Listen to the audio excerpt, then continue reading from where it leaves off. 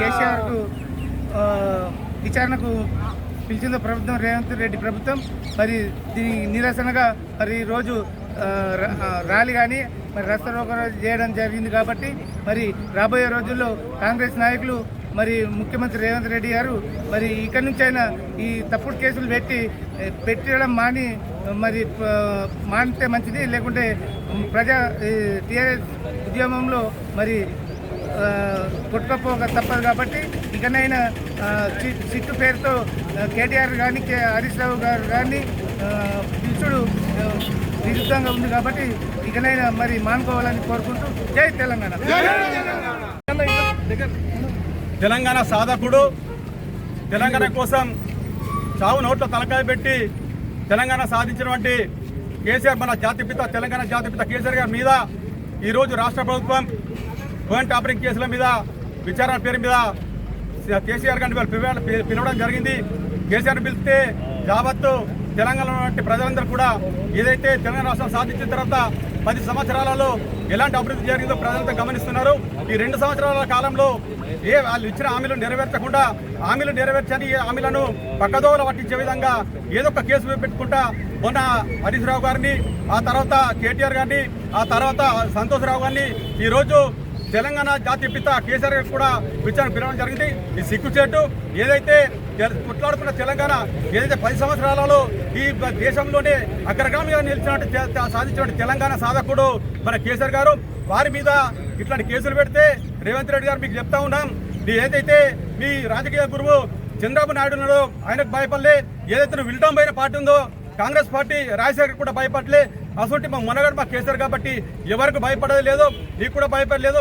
యావత్ తెలంగాణ కోట్లాది పదాలు కేసీఆర్కి అండగా ఉన్నారు. యావత్ ఇక్కడ బీఆర్ఎస్ పార్టీకి 60 లక్షల కుటుంబ సభ్యులు ఉన్నారు. కాబట్టి తస్మాత్ జాగ్రత్త. ఇక్కడ నుంచి అయినా నువ్వైతే హామీలు ఇచ్చినావో 420 హామీలు ఇచ్చినావో హామీలు నెరవేర్చి నువ్వు ప్రజలకు రావాలి. కానీ ఇప్పుడు ముందట మున్సిపల్ ఎలక్షన్లు ఉన్నాయని ఈ నాయకులందరినీ తప్పుదో పట్టించి నువ్వైతే తీసుకొచ్చినావో ఈ కార్యక్రమం మంచి కాదు. నీ మంత్రులే నీ కేబినెట్ ఉంటున్న మంత్రులే రోజొక్క కేసులు ఇరుకుతున్నారు. ఒక్క మంది వర్రాక విజయతో దాన్ని సరిదిద్దుకోలేక ఇటు పోలీసులను అడ్డం పెట్టుకొని ఫోన్ ట్యాపరింగ్ కేసులు అనుకుంటా మా మీద వచ్చి పడుతున్నావు. ఖచ్చితంగా ఖబర్దార్ మన కేసీఆర్ గారి మీద ఏదన్నా చిన్న ఈగ వలన మేము ఒప్పుకునే పరిస్థితి లేదు.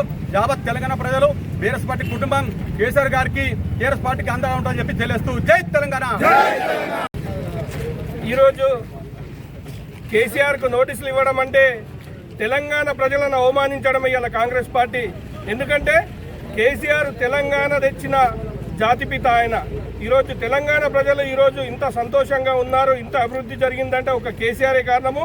మీరు ఇవాళ కేసీఆర్కు నోటీసులు ఇచ్చి ఇలా మొత్తం తెలంగాణ ప్రజలందరినీ అవమానించిండ్రు. మీకు రానున్న రోజుల్లో తగిన బుద్ధి ఖచ్చితంగా చెప్తాము. కేసీఆర్ పై ఈగ వాలినా కూడా ఖబర్దార్ రేవంత్ రెడ్డి గారు, ఏం జరుగుతుందో ముందు మీరు ఊహించలేరు, జాగ్రత్త. కాబట్టి ఇప్పటికైనా మీరు కేసీఆర్ క్షమాపణ చెప్పి వెంటనే మీరు చేసిన తప్పును సరిదిద్దుకోవాలని చెప్పి మేము కోరుతున్నాము. మీరు ఇలాంటి చర్యలను ఇంకా ముందు ఏవైనా చేస్తే ఖచ్చితంగా ఆందోళన కార్యక్రమము పెద్ద ఎత్తున జరుగుతుందని, మరియు మీరు చేసిన ఏ అభివృద్ధి లేదు, ప్రజలను తప్పుదోవ పట్టించడానికి ఇలాంటి నోటీసులు ఇవ్వడము, ప్రజలను మభ్యపెట్టడం జరుగుతుంది. ఇకనైనా బుద్ధి తెచ్చుకొని ప్రజలకు ఇచ్చిన హామీలు 420 హామీలు మీరు చేయాల్సిందిగా కోరుతున్నాము. కేసీఆర్ పైన కానీ కేటీఆర్ పైన కానీ మరియు ఎలాంటి మా బీఆర్ఎస్ పార్టీ నాయకుల పైన ఎలాంటి చిన్న తప్పుడు కేసులు పెట్టి వారిపై ఈగ వాలినా కూడా బీఆర్ఎస్ కుటుంబ సభ్యులు రాష్ట్ర వ్యాప్తంగా మొత్తం ఆందోళన చేసి మీకు తగిన బుద్ధి చెప్తాము. మిమ్మల్ని ఎక్కడికక్కడ అడ్డుకుంటామని చెప్పి తెలియజేస్తూ మీకు రానున్న రోజుల్లో ప్రజలు ఖచ్చితంగా బుద్ధి చెప్తారని తెలుపుతున్నాను. జై తెలంగాణ.